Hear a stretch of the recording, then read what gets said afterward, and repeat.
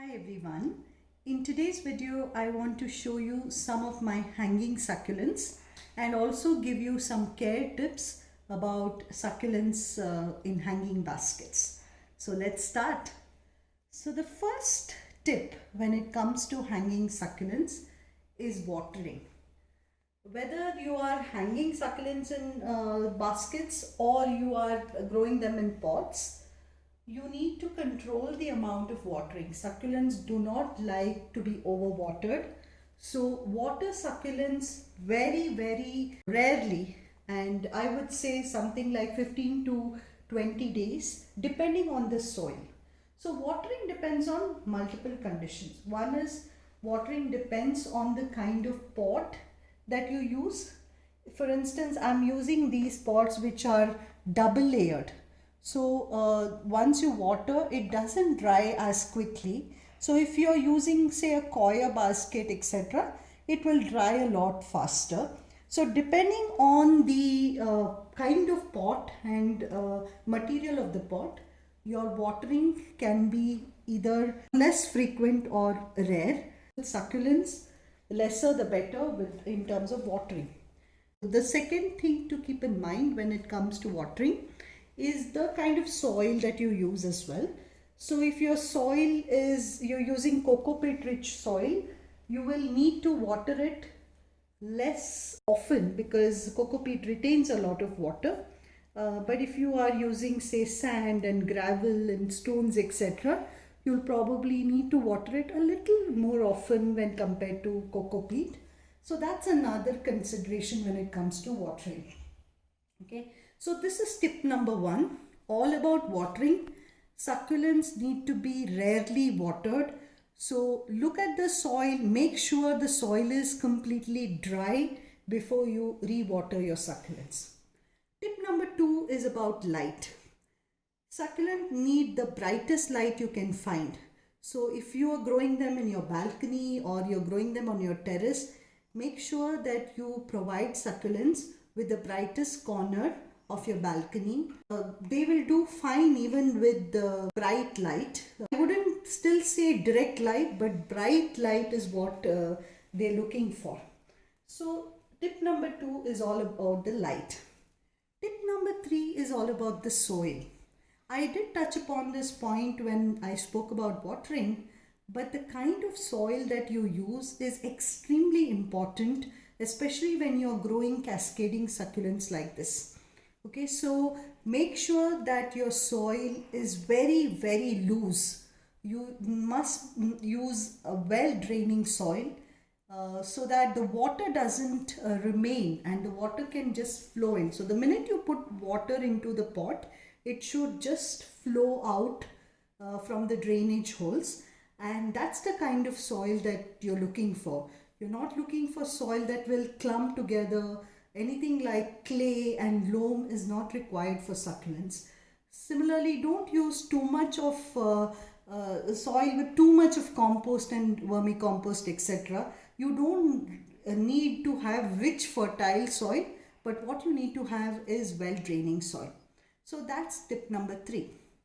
Now that we know the watering, light and soil requirements, the next tip that I would give, especially when we are talking about hanging baskets, is not to disturb the succulents too much. Okay, so you need to ensure that once you put these succulents in the hanging baskets, don't move them around too much, because most of these, like if you take the example of this, I just touch it and it will lose its leaf. Even when I was pulling it down today, I lost a whole bunch of leaves. So these are very delicate. Okay. If you look at some of these, now this one is a Graptopetalum. Okay, it's called a Graptopetalum paraguayanacea. It's also sometimes called the sedum. It's got very different names. In colloquially, it's called the ghost plant, or it's also called the mother of pearl plant. This is native to Mexico. Similarly, this one is a burro's tail, also called the donkey's tail. Again, another sedum. Okay, so very easy plant to grow, can grow cascading down and looks absolutely beautiful when it fills up the pot.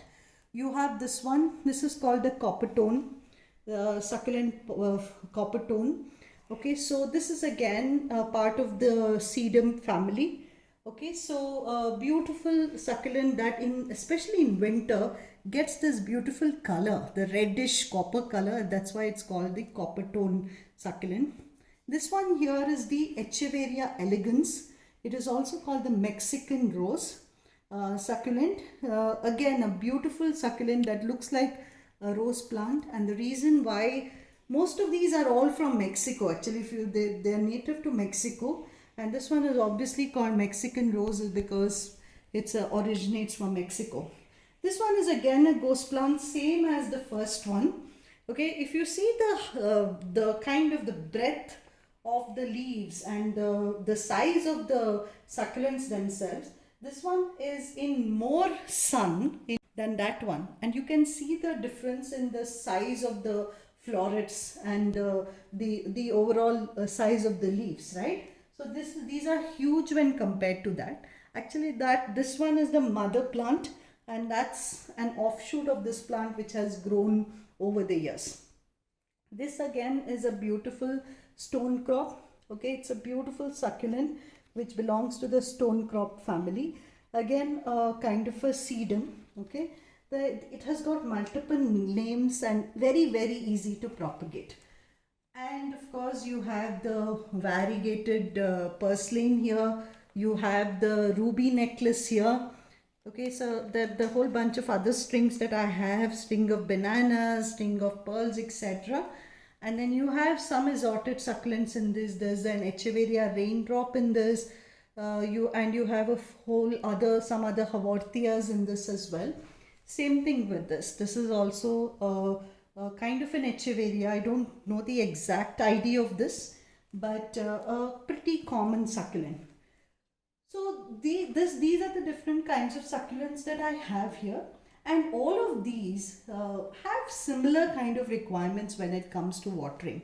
And going back to that tip that I told you is the thing that with this to remember is not to disturb them too much, because the minute you disturb them they will lose some of their leaves and then they don't look that great. That's tip number 4 for you. And the last tip is to keep rotating the succulents so that they grow in all directions. Okay, so I'll probably kind of give you an example either using this or probably this one. Right, you see this one here.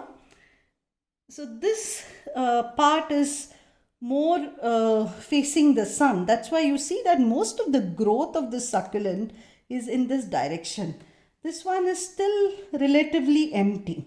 Now what I need to do is, once I water it, I will kind of assume the sun is in that direction. So I will turn the pot. So every 15 days, first I'll put the hook in this direction so that this part is facing the sun.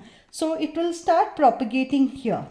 Then as I water it next time, again I'll turn it to this side. That way I'll give it an opportunity to propagate on all sides.